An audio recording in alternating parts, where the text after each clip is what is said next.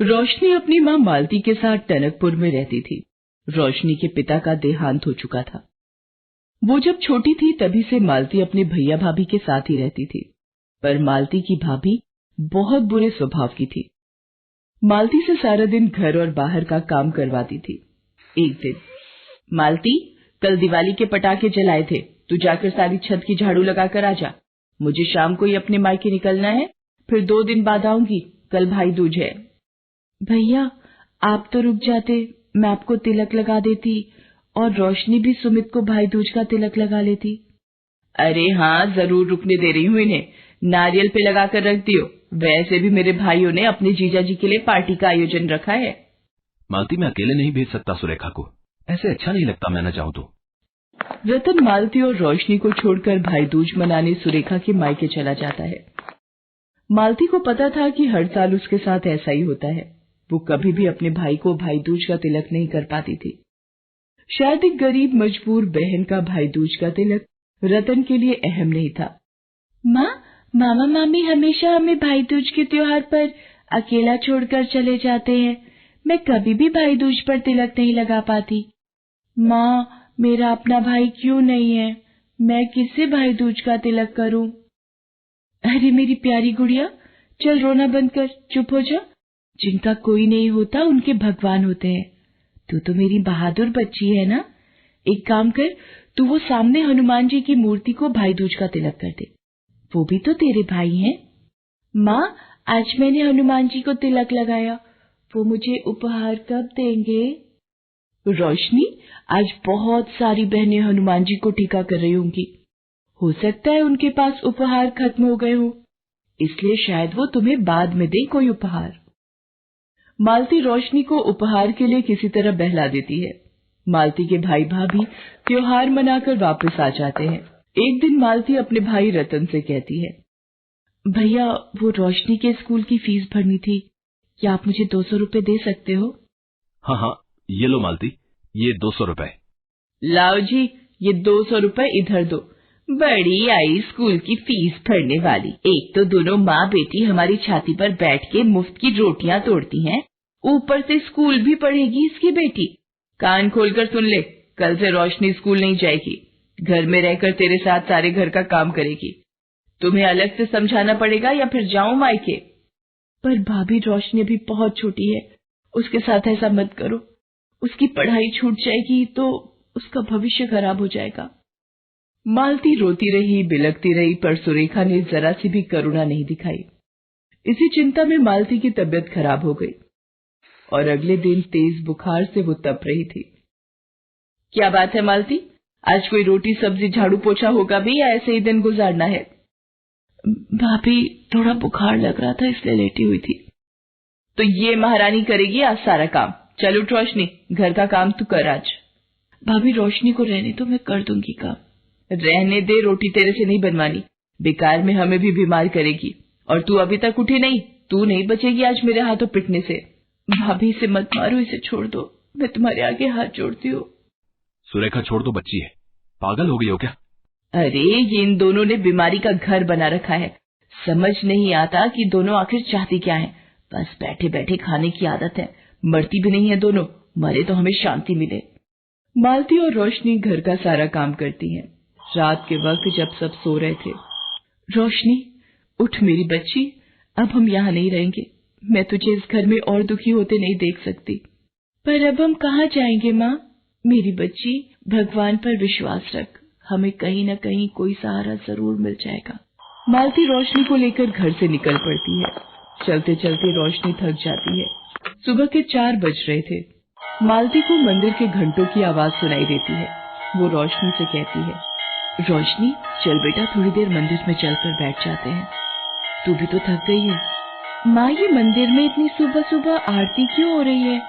और ये भक्तों की भीड़ भी है। रोशनी बेटा, ये कार्तिक मास चल रहा है, इसमें सुबह सुबह प्रभात फेरी निकालते हैं, जिसमें सब भक्त शामिल होते हैं और माँ तुलसी की पूजा करते हैं। माँ, वो देखो हनुमान जी, जिनको मैंने भाई दूज का तिलक किया था। हनुमान भैया, आप यहाँ भी हो, इसका मतलब आप हर जगह हो। अब मैंने आपको ढूंढ ही लिया। लाओ, मेरा उपहार दो।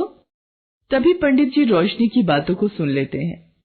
ये लो बिटिया, ये लहंगा, चोली और चूड़ियां हनुमान जी की ओर से सब बहनों को उपहार मिला था, और ये उपहार वो तुम्हारे लिए दे गए थे कि जब मेरी रोशनी बहन आए तो उसे दे देना। पंडित जी, ये भाई दूज का उपहार है क्या? हाँ हाँ बेटिया, तभी तो तुम्हें दिए। हनुमान भैया, आप बहुत अच्छे हो।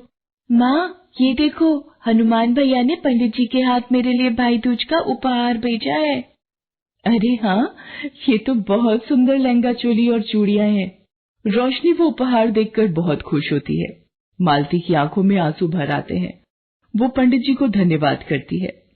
आपका बहुत बहुत शुक्रिया पंडित जी, आज आपने मेरी बच्ची का मन रख लिया, उसका विश्वास रख लिया, और मैं जानती हूँ कहीं न कहीं ये भगवान की मर्जी थी कि ये उपहार रोशनी तक पहुंचे। मालती बिटिया, तुम्हारी सारी आप बीती सुनकर मुझे बहुत दुख है। तुम चाहो तो इस मंदिर में ही रहकर मंदिर की सेवा करो। तुम यहाँ फूल बेचकर अपना गुजारा कर सकती हो बेटी, और मंदिर के स्कूल में ही रोशनी बिटिया की पढ़ाई भी हो जाएगी। आपने मुझ गरीब माँ की चिंता दूर कर दी है। हे प्रभु, आपके सहारे मुझे कोई डर नहीं। मालती मंदिर में ही रहकर मंदिर की साफ सफाई और सेवा का भी काम संभालती और मंदिर के बाहर फूल बेचने का भी काम करती। मालती ने रोशनी को मंदिर के ही स्कूल में पढ़ने के लिए डाल दिया। धीरे धीरे दिन गुजरने लगे। मालती को अपने भैया भाभी का घर छोड़े 6 महीने हो चुके थे। एक दिन, बहन जी, फूलों की माला कितने की है? अरे मालती, मैंने शहर के हर कोने में तुम्हें ढूंढा, पर तुम मुझे कहीं नहीं मिली। क्यों मालती, तुम घर छोड़कर क्यों आ गई?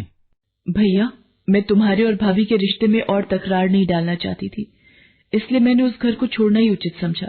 कम से कम मैं नहीं होंगी तो तुम दोनों के रिश्ते में कोई खटास तो नहीं आएगी ना? घर चलो मालती, मैं सुरेखा से बात करूंगा कि वो तुमसे बुरा व्यवहार ना करे। नहीं भैया, मैं घर नहीं जाऊंगी। मैं रोशनी के साथ मंदिर में ही रहकर अपना गुजारा कर लूंगी। मुझे यहाँ पर रहना बहुत अच्छा लगता है और इसी बहाने मैं भगवान की सेवा भी कर लेती हूँ। रतन दुखी हो जाता है और घर जाने लगता है। रास्ते में अचानक एक गाड़ी उसे टक्कर मार देती है और उसे बहुत चोटें आती हैं। रतन को अस्पताल ले जाते हैं। देखिए, इनका खून बहुत बह गया है और हमें ब्लड की जरूरत होगी, पर हमारे ब्लड बैंक में इनके ब्लड से मिलता कोई ब्लड नहीं है। यदि आप खून का इंतजाम कर लेती हैं तो इनकी जान बच सकती है। भैया, क्या कहीं से भी ब्लड का इंतजाम नहीं हो रहा है? जो ब्लड रतन को चाहिए वो कहीं भी नहीं है क्या? डॉक्टर को बोलिए वो कहीं पता करे। अरे मैडम, हॉस्पिटल का पूरा स्टाफ ब्लड ढूंढने में लगा हुआ है। रुकिए, मैं अभी आपसे बात करता हूँ। हाँ बहन, यही फूल मंगवाए थे आज हमारे अस्पताल में डॉक्टर राजेश ने। हाँ, उन्होंने पूजा रखवाई है। अच्छा हुआ आप समय पर फूल ले आई। हाँ। क्या हुआ भैया, कौन सा ब्लड ग्रुप नहीं मिल रहा? कोई मरीज है जिसका गाड़ी से एक्सीडेंट हुआ है, रतन नाम है, उसका खून कहीं भी नहीं मिल रहा है, और अगर उसे खून नहीं चढ़ाया गया तो उसकी जान नहीं बचेगी। रतन नाम सुनकर मालती चौंक जाती है और चपरासी से कहती है, भैया कहाँ है वो मरीज? मुझे जरा उसके पास ले चलो जल्दी। वो सामने ऑपरेशन थिएटर है। ये उनकी पत्नी है। सुरेखा भाभी, आप? क्या हुआ है भैया को? मेरा तो दिल बैठा जा रहा है। कहाँ है रतन भैया? तुम्हारे भैया जिंदगी और मौत से लड़ रहे हैं। मालती, उन्हें खून की जरूरत है और खून कहीं भी किसी भी अस्पताल में नहीं मिल रहा है। भाभी, मेरा और भैया का खून एक ही है। डॉक्टर, मेरे शरीर से खून की एक एक बूंद ले लीजिए, पर मेरे भैया की जान बचा लीजिए। मेरे प्यारे भैया, ये सब क्या हो गया? सिस्टर, जल्दी से इनका खून लीजिए, हमें अभी ऑपरेशन शुरू करना होगा। मालती खून देकर अपने भाई की जान बचा लेती है। जब रतन को होश आता है तो उसे सारी बात पता चलती है। सुरेखा फूट फूट कर रोने लगती है और मालती से क्षमा मांगती है। मालती, अगर तुम ना होती तो ये नहीं बच पाते। भगवान ने तुम्हें समय पर इनके पास भेज दिया। मैं तो तुम्हें मुंह दिखाने के काबिल भी नहीं हूँ। इतना बुरा बर्ताव किया मैंने तुम्हारे और रोशनी बिटिया के साथ, फिर भी। मालती मेरी बहन, अपने भाई के तिलक नहीं करोगी क्या? मालती, मैं बहुत गलत था जो हर त्योहार तेरे हाथों से तिलक लगाए बिना रेखा के मायके चला जाता था। आज तो अपने हाथों से मेरा तिलक कर बहन। मेरी बहन, आज तेरी वजह से मुझे नया जीवन मिला है। तूने तो भाई दूज के तिलक की हमेशा लाज बचाई है, पर अब मुझे भी एक भाई का कर्तव्य निभाना है।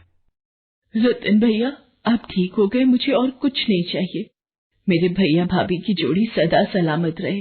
मेरे लिए इससे बड़ी खुशी की बात क्या होगी? रोशनी बिटिया, सुमित को अपने हाथों से भाई दूज का तिलक करो। अच्छा, तो हनुमान जी ने पहले उपहार भेज दिया और अब खुद व्यस्त हो गए तो सुमित भैया को तिलक करवाने के लिए बोल दिया। आओ सुमित भैया। सब लोग रोशनी की मीठी मीठी बातें सुनकर बहुत खुश होते हैं और एक साथ मिलकर मुस्कुरा देते हैं। हेलो दोस्तों, कैसे हैं आप सब? हमारी कहानियाँ देखने के लिए हमारे चैनल को सब्सक्राइब कीजिए और हाँ, बेल आइकॉन पर क्लिक करना मत भूलिएगा।